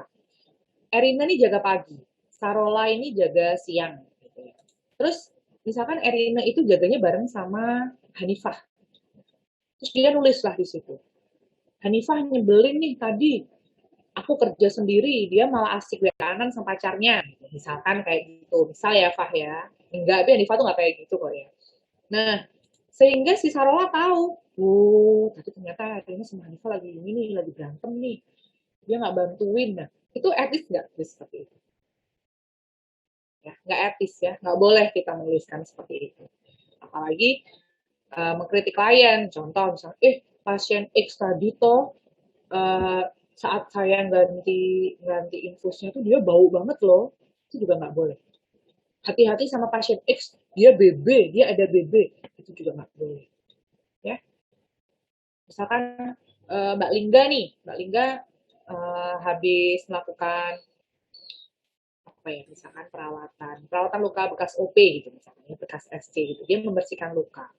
Terus dia ngomong sama kalimat tuh, kasih tulisan, pasien Ibu Y tadi tuh lukanya ini basah, jijik banget aku, itu juga nggak boleh. Ya, jadi kita harus menjaga kerahasiaan pasien, kita tidak boleh menuliskan hal-hal yang seperti itu di dalam pendokumentasian. Ya. Kemudian yang ketiga, koreksi kesalahan sesegera mungkin. Jangan tergesa-gesa melengkapi catatan, tapi pastikan informasi akurat. Nah, ini biasanya sering terjadi kalau jamnya shift mau selesai. Ya, biasanya mahasiswa sering banget ini. Jadi contoh misalkan, tapi bukan mahasiswa Poltekkes Semarang sih, mahasiswa di belakang-belakang sana ya. Jadi misalkan kamu jaga selesainya jam 2. Jam 2 kan jaga pagi selesai. Ternyata jam setengah 2 itu ada pasien infarksi, ada pasien melahirkan. Baru selesai jam setengah 3. Kamu kan harus menulis tuh catatannya. Di patografnya, ya, misalkan di buku status pasiennya, identitas bayinya, PB berapa lah. Saking kamu keburu-buru pengen pulang, kamu nulisnya keburu-buru. Anggap aja normal tadi. tadi suhunya berapa ya? Anggap aja normal, anggap aja 365, anggap aja 368. Boleh nggak seperti itu? Nggak boleh. Ya. Ingat loh ya, nggak boleh. TTV pasien juga nggak boleh. Anggap aja pasiennya normal. Jangan salah, ya. Kita nggak ada yang tahu. Ya. Kayak ngukur nadi, 15 detik aja deh kali 4, nggak boleh. Kita nggak ada yang tahu yang terjadi di detik ke-45. Ya kan? Jadi, hal-hal simple yang itu sebenarnya adalah prinsip-prinsip. Jangan sampai kita gara-gara terburu-buru, gara-gara pengen cepet pulang, tulis aja yang normal-normal deh. Kita nggak boleh. Takutnya nanti kalau memang ternyata ada gangguan di sana, kamu bisa kena. Ya. Jadi harus secara akurat, nggak usah keburu-buru ya. Nggak usah keburu-buru. Belanda masih jauh ya. Terus yang keempat, pastikan informasi tulis adalah fakta ya, tidak mengada-ada. Terus jangan biarkan bagian kosong pada catatan perawat. Jika dibiarkan kosong, orang lain dapat menambah informasi dan untuk menghindarinya buat garis lurus dan parah. Ini yang saya bilang tadi. Jadi di semua catatan, jangan sampai dikosongin, apalagi catatan perawat. Kalau memang tidak ada catatan, kasih garis red parah. Kayak kamu besok nulis askep, jangan sampai ada jeda. Jadi kalau habis ada, jadi kalau misalkan kayak asuhan nomor 1 apa 2 apa 3 apa, besok misalkan ada tanda tangan kamu ya, jadi tanda tangan langsung di bawahnya aja Semarang tanggal berapa tanda tangan. Jadi jangan sampai ada space kosong, karena itu bisa memungkinkan orang-orang tidak bertanggung jawab menambahkan informasi di sana, padahal kamu tidak melakukan, orang lain yang melakukan, tapi kamu yang kena. Kosong. Yang keenam, catatan dapat dibaca dan ditulis dengan tinta, ya, tulisannya yang bagus, ya, jangan kayak rumput, ya. Kita nggak main pramuka, ya, kita nggak main sandi rumput. Jadi silakan ditulis secara jelas dan juga menggunakan tinta, jangan pensil. Nah, ini dia. Ini adalah kecerobohan. Nah, ini sering, bukan sering, bisa saja terjadi. Jadi, kalau kita sebagai tenaga medis melakukan sesuatu, yang itu adalah kelalaian dari kita, ya, ini kita bisa diberi sanksi. Jadi, sanksi bisa diberikan kalau bidannya terbukti lalai dan melakukan kecerobohan dalam tindakan. Elemen yang harus dibuktikan penuntut sebelum tindakan bidan dapat dikenakan sanksi itu apa saja. Jadi, kalau ada bidan yang melakukan kelalaian atau dia melakukan hal-hal yang tidak sesuai dengan prosedur, ya, dan itu dia bisa dikenakan sanksi, tetapi sebelum dia dikenakan sanksi, penuntut itu harus membuktikan hal ini dulu. Jadi ada 4 hal yang harus kita buktikan dulu bahwa memang itu betul-betul kecerobohan yang dilakukan oleh tenaga medis. Sebelum 4 hal ini, kita tidak bisa memberikan sanksi. Intinya kayak gitu. Jadi harus membuktikan 4 hal ini. Apa saja yang pertama? Apakah betul bidan tersebut telah melalaikan tugasnya? Baik, mungkin bidan itu sebagai pendidik, jadi misalkan nanti kamu udah jadi bidan, kemudian kamu di lahan, kamu menjadi clinical instructor ya, ada mahasiswa praktek, terus kamu menjadi pembimbingnya dia, di situ apakah betul kamu tuh misalkan kamu tidak pernah memberikan bimbingan dengan alasan misalkan kesibukan, tahu-tahu kamu kasih nilai 75 atau 70 nggak lulus semuanya, kayak gitu. Kok bisa semuanya nggak lulus? Wong ibunya aja nggak pernah ngasih bimbingan. Nah, ini kan harus dibuktikan. Harus dibuktikan. Oh, ternyata kenapa kok 75? Situ sudah ada bukti bimbingan. Ternyata pada saat diksa teaching, mahasiswanya memang nggak bisa melakukan. Oke, wajar lah dia dapat nilai seperti itu. Tapi kalau dia udah nggak pernah bimbingan, dia ngasih nilainya jelek, padahal mahasiswanya menurut yang lainnya mahasiswanya sudah bisa melakukan dengan baik, ini dia bisa dilakukan sanksi. Ya, karena melalaikan. Itu sebagai pendidik. Atau dia sebagai pelaksana. Nah, pelaksana jelas ya memberikan asuhan kebidanan seperti apa. Oh, dianya tadi lupa, misalkan tindakan saat kala 3 persalinan. Ibu saat melahirkan plasenta. Udah dikasih oksitosin belum? Oh, ternyata nggak dikasih oksitosin. Ini kan lalai. Ini lalai. Ini bisa diberikan sanksi. Yang kedua, dia tidak memenuhi standar praktik kebidanan. Karena semua standar praktik kebidanan sudah dibuat oleh organisasi profesi. Jadi, kita sebagai seorang bidan itu melakukan melakukan tindakan acuan kebidanan itu semua sudah diatur, semua sudah berdasarkan undang-undang, ya. Sudah ada aturan tertulisnya yang dibuat oleh organisasi profesi.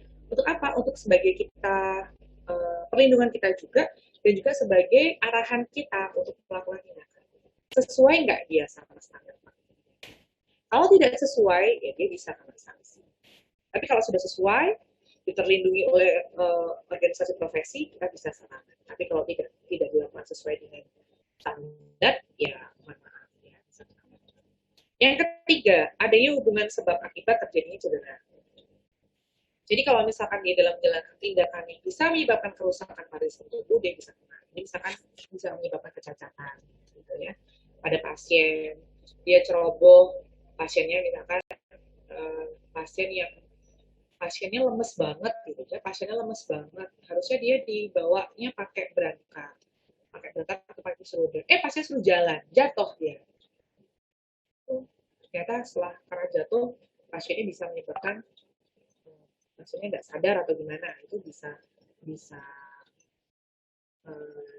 menimbulkan cedera pasien, bisa dicontoh. Dan yang keempat adalah kerugian yang aktual, hasil lalai.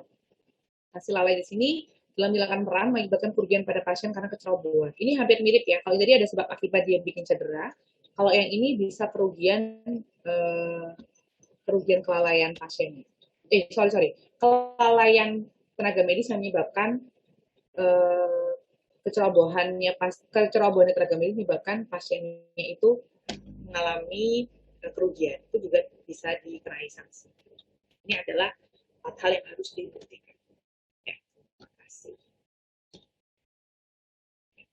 Itu dari saya. Mungkin ada yang mau ditanyakan, Mbak? Sebentar, ada telepon dari Bu Andang. Kamu bisa tulis pertanyaan di kolom chat dulu ya.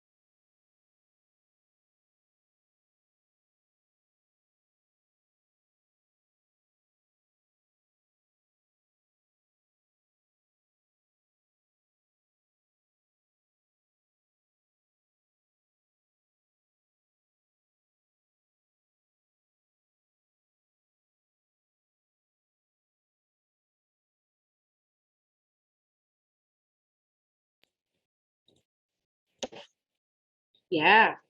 Oke, ada yang mau ditanyakan? Videonya mati semua ya. Padahal tadi Bu Hanifa baru aja screenshot. Farida mati, Mila mati.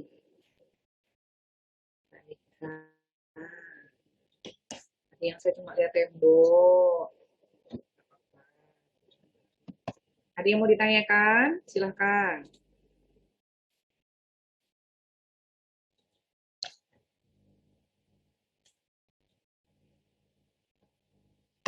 Sudah jelas atau belum? Atau belas?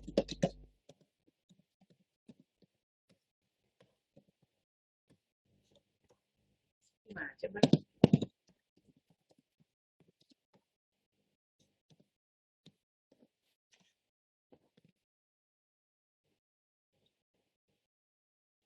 Ada yang mau ditanyakan? Silakan.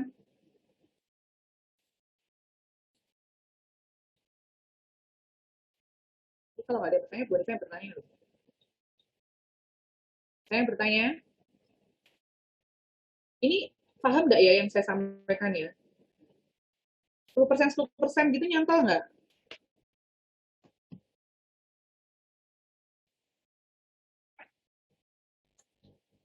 Nyantol, Bu. Oh, ya kalau nyantol lumayan lah, kalau 10% lah ya. Maksudnya ya 0%. Kalau insya Allah saya agak ragu tuh. Insya Allah itu kan berarti lah kan ini sudah apa namanya, sudah terjadi ya. Kalau kamu insya Allah itu berarti gimana dong? Kan saya pertanyaan saya paham atau tidak?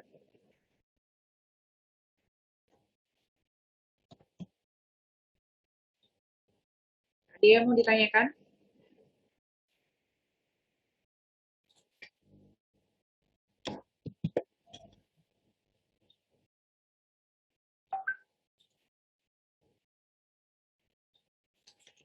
Silakan.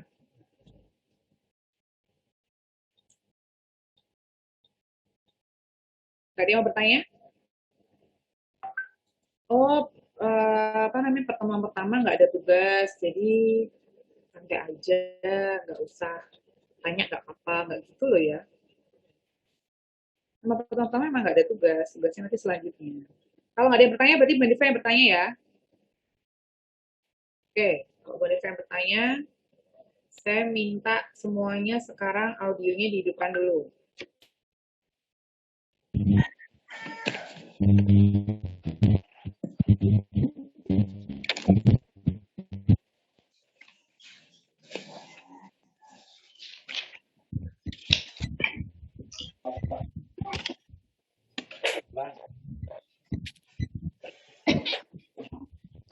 Sudah dihidupkan? Sudah, Bu. Saya mau ngeceknya nanti di ini ya, di apa namanya, kelihatan nanti yang ngomong pertama kali siapa. Jadi Bu Hanifa akan ngasih tanya jawab buat kalian. Siapa yang bisa menjawab langsung aku. 194 per 103 yang bawahnya masih tinggi. Oh, sorry. Yang lagi vaksinator dimatiin aja nggak apa-apa, Mbak. Ini sebenarnya udah tensi kedua kali ya. Yang vaksinator dimatiin nggak apa-apa. Kalau Masih vaksinnya baru pertama. Tensinya udah kedua kali ya. Mbak Erika, Mbak Arga, Mbak Aulia, matiin dulu aja. Mbak Risa dimatiin. 3 hari lagi nanti baru nggak usah daftar lagi. Istirahat di rumah dulu aja. Oke. Pertanyaan yang pertama. Langsung cepet-cepetan ya. 147 kan 105, yang bawahnya masih tinggi. Akan bentar lagi ya. Apa perbedaan? Ini kalau nanti nggak ada yang ngomong, Bu Hanifa langsung tunjuk ya. Apa perbedaan antara asuhan kebidanan dengan pelayanan kebidanan? Saya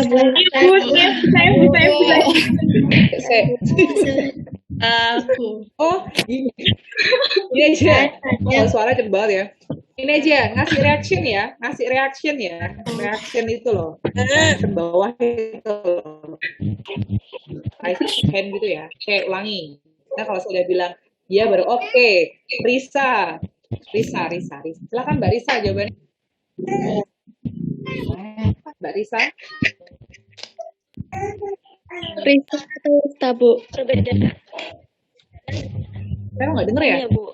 Saya aja nggak denger apa sebenarnya? Oke, Mbak Rista, silakan Rista. Perbedaan asuhan kebidanan. Apa Mbak perbedaannya antara asuhan kebidanan dengan pelayanan kebidanan? Ya, kalau asuhan kebidanan itu dilakukan pada satu pasien. Kalau pelayanan kebidanan itu lebih ke suatu lingkungan masyarakat seperti itu, Ibu. Oke, terima kasih. Keren. Saya kasih applause deh ya buat kamu ya. Sip, mantap. Selanjutnya, Mbak Rista. Kamu pengennya pertanyaan ini nanti mau ke siapa Mbak Rista? Mbak Nifa boleh nggak nunjuk teman kamu? Mau kamu lempar ke siapa pertanyaannya? Kamu sebut nama sebut teman kamu. Ke Siska Widya, Ibu.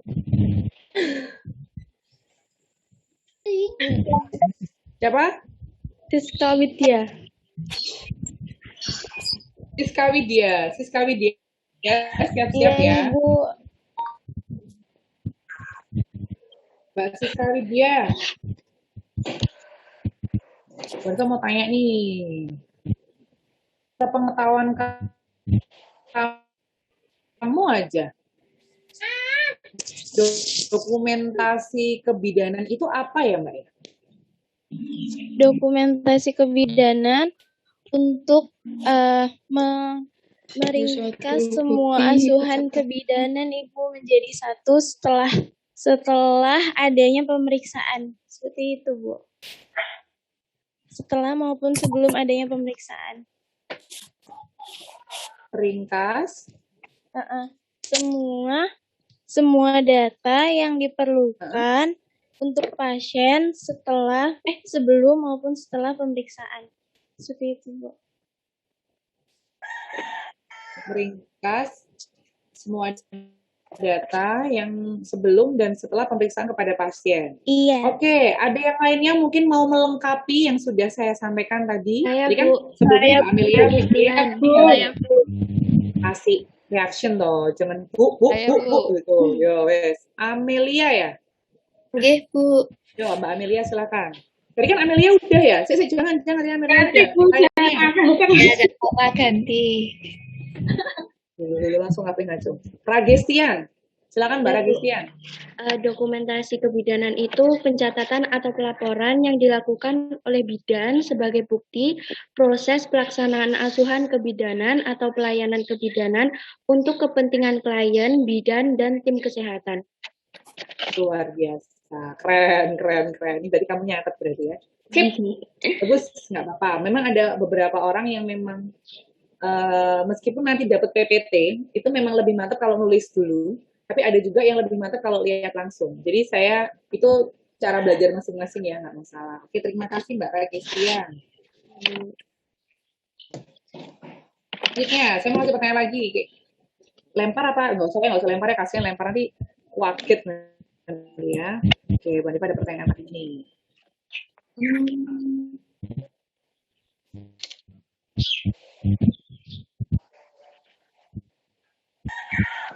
Berikan apa saja sih sifat-sifat dalam dokumentasi? Ya, Setianing dia. Paling cepat tadi. Setianing. Silakan Mbak Setianing. Sifat dokumentasi itu ada dua.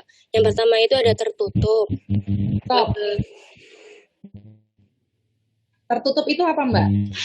Tertutup itu rahasia yang tidak pantas diperlihatkan.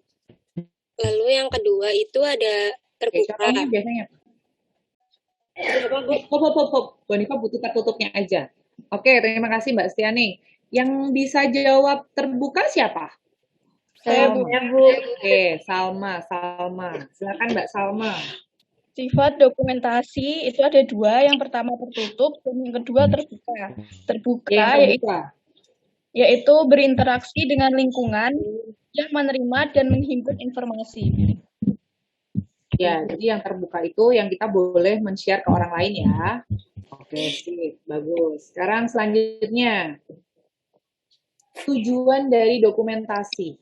itu kan sebagai sarana komunikasi ya. Itu ada yang ke bawah, ke atas, dan ke samping. Kalau yang ke bawah itu biasanya digunakan untuk apa ya? Saya, Bu. Saya, Bu. Saya, Bu. Saya, Bu. Kak Nabila Dara. Iya. Nabila Dara. Silakan. Ke bawah itu digunakan untuk melakukan instruksi. Contohnya itu saat dokter memberikan catatan atau instruksi ke bidan gitu, Bu.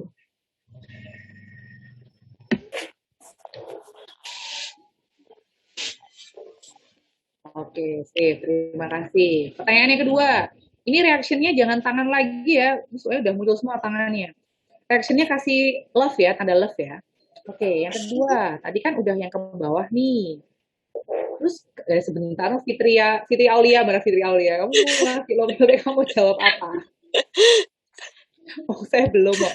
Fitri Aulia jawabannya apa? Yang ke atas, Bu. Oh, pertanyaannya belum, yaudah, tak kasih pertanyaan, kasihan kamu ya. Oke, Mbak Fitri Aulia, kalau yang ke atas itu gunanya buat apa, Mbak Fitri Aulia? Kalau yang ke atas itu untuk memberikan laporan. Ibu. Memberikan Ya? Memberikan laporan, Bu. Oke, memberikan laporan. Sip. Terus satu lagi nih. Waduh, ngasih. Ini tandanya muncul semua. Sebentar, Amalia, sebentar. Kamu ngasih jawaban apa? Ngasih lope-lope semuanya. Oh, saya belum ngasih pertanyaan loh. Nanti sih dikiranya ke samping ya. Nggak usah deh, nggak usah ke samping. Fungsinya aja, saya butuh fungsinya secara umum. Tadi kan ada 2. Fungsi secara umum pemberian dokumentasi itu ada 2. Apa saja? Ya, Mbak Nailul Makfiroh. Oke, Bu. Fungsinya kan tadi ada 2. Yang pertama, untuk mempertanggungjawabkan tindakan yang telah dilakukan bidan. Terus kemudian yang kedua, sebagai bukti dari setiap tindakan bidan, bila terjadi gugatan terhadapnya. Nah, itu. Oke. Yang pertama adalah untuk pertanggungjawaban, yang kedua adalah untuk bukti. Ya. Nah, sekarang Mbak Diva minta kalian bisa menjelaskan ya. Tadi kan ada fungsi 10 fungsi dari dokumentasi ya. Nah, siapa sih yang bisa menjelaskan terkait fungsi yang sebagai sarana pendidikan? Fungsi sebagai sarana pendidikan itu apa sih? Ya, silakan. Amalia ya. Yuk, Mbak Amalia. Ya, Bu. Fungsi sebagai sarana pendidik itu membantu siswa kebidanan maupun siswa kesehatan lainnya dalam PBM sebagai teori maupun praktik, Bu. Ya, maksudnya sebagai teori praktik itu yang bisa kamu gunakan saat kamu nantinya di praktek di lahan maupun saat kamu sekarang sedang belajar di perkuliahan secara teori, gitu ya maksudnya. Ya, Bu. Oke, terima kasih. Terus, siapa sih yang bisa menjelaskan terkait fungsi yang membantu koordinasi yang diberikan oleh tim-tim kesehatan nih, Mbak? Maksudnya apa ya? Kok dokumentasi ini juga berfungsi? Ya, Milatin. Mbak Milatin Nafilah. Silakan. Mencegah informasi berulang atau tumpang tindih, mengurangi kesalahan, meningkatkan ketelitian, pemanfaatan waktu, mengurangi komunikasi oral. Ya, itu maksudnya gimana, Mbak? Contohnya gimana? Maksudnya yang tumpang tindih itu biar tidak terjadi informasi yang tumpang tindih gitu loh, Bu.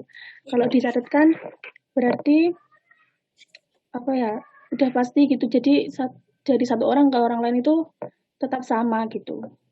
Informasi yang diberikan tetap sama. Gitu. Sama. Jadi perawat maupun bidan itu tidak usah mengulang-ulang informasi ya. Jadi misalkan shift yang selanjutnya tinggal baca aja dokumentasi yang kamu tulis, tidak perlu mengulang-ulang. Oke, bagus. Terima kasih Mbak Milatin. Oke, saya lanjutkan.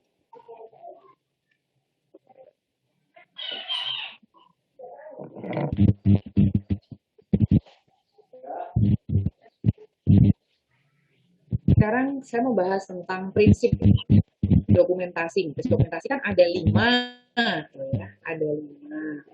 Siapa yang bisa menyebutkan satu saja dan penjelasannya?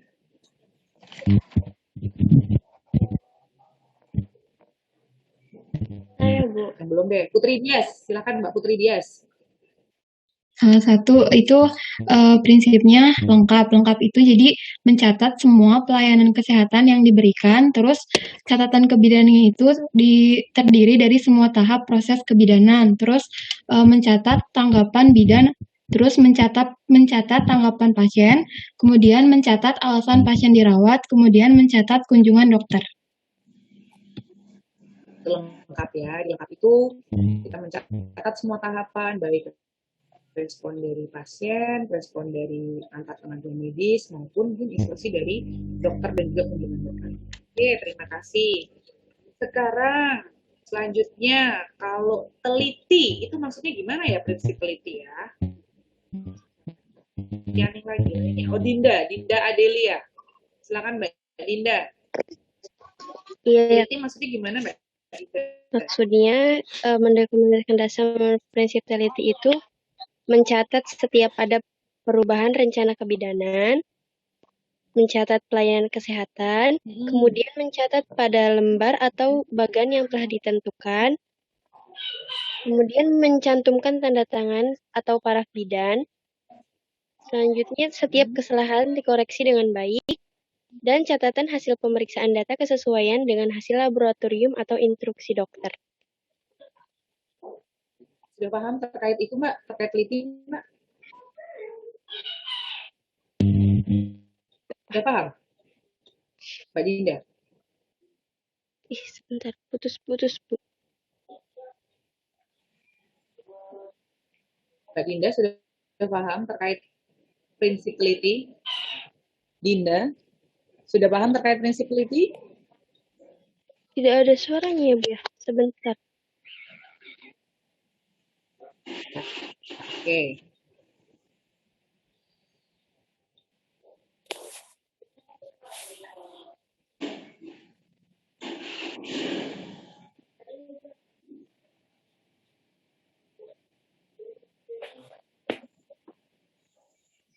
Oke, selanjutnya. Saya mau tanya nih. Kasih reactionnya beda ya. Kasih reactionnya sekarang yang jempol ya. Yang jempol. Saya mau tanya nih. Kalau misalkan kamu dalam proses pencatatan, pendokumentasian, ya, ternyata ada jawaban yang salah. Apa yang harus kamu lakukan terkait pencatatannya? Seperti ini. Oke, lainnya dulu deh. Lainnya nggak ada yang mau jawab nih. Oh, Karimatul Husnia. Silakan Mbak Karimatul Husnia. Ya Bu, jadi kalau misalkan ada jawaban yang salah, jangan ditipek, cukup coret sekali aja. Kemudian, ada lanjutannya? Tulis yang jawabannya, yang benar.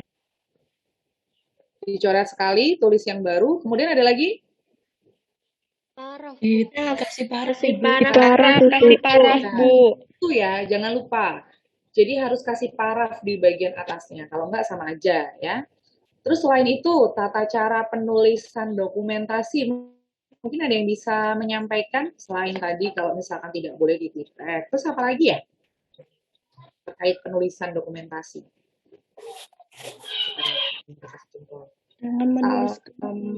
Salma. Salma, Setianing, Salma dulu. Yuk, siapa Mbak Salma? Monggo. Habis nanti Mbak Setianing. Kan banyak tuh prinsip pencatatan. Silakan Mbak Salma. Yang kedua yaitu jangan menuliskan komentar yang bersifat mengkritik klien atau tenaga kesehatan lainnya. Oke, siap. Terus Mbak Setianing, yang ketiga. Yang ketiga itu koreksi kesalahan sesegera mungkin, jangan tergesa-gesa, melengkapi catatan, dan pastikan informasinya akurat.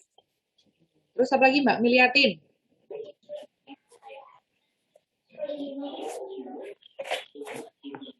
Lagi.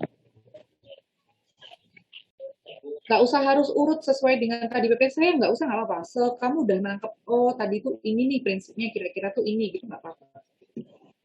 Saya nggak minta kalian harus plok-ciplok di PPT kok, karena tadi Bu Hanifah juga ngomongnya kan juga macam-macam.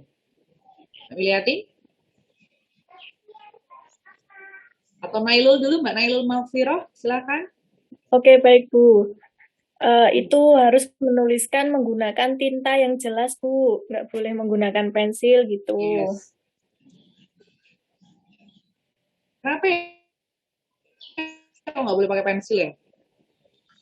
Karena kalau pakai pensil itu ini Bu bisa dihapus gitu. Kan tadi keterangannya di awal ya. Ya, memang kita nggak boleh pakai pensil ya. Selain itu apa lagi nih Mbak? Kalau untuk penulisan selain pakai tinta hitam, terus tadi apa tidak boleh di tip X. Silakan yang dicontohkan. Mbak Esther. Oke, Mbak Esther, silakan Mbak Esther. Apalagi Mbak Esther? Tidak boleh ada jeda tulisan Bu dari baris ke barisnya. Kenapa ya Mbak? Kok nggak boleh ada jeda ya? Karena nanti bisa diisi oleh orang lain. Isi tulisan oleh orang lain. Oke.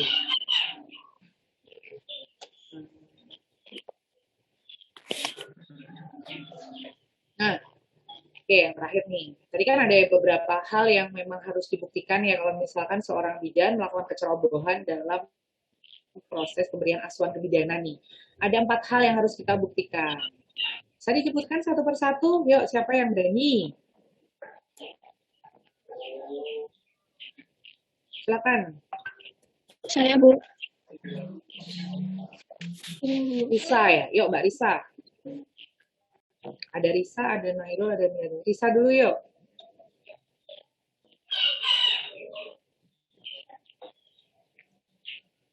Yang pertama melalaikan tugas. Yang pertama melalaikan tugas bidan. Oke, stop dulu Mbak Risa. Yang kedua, siapa yang mau menyampaikan? Selain melalaikan tugas bidan. Yang kedua, tidak memenuhi standar kebidanan. Yang ketiga, adanya hubungan aktual.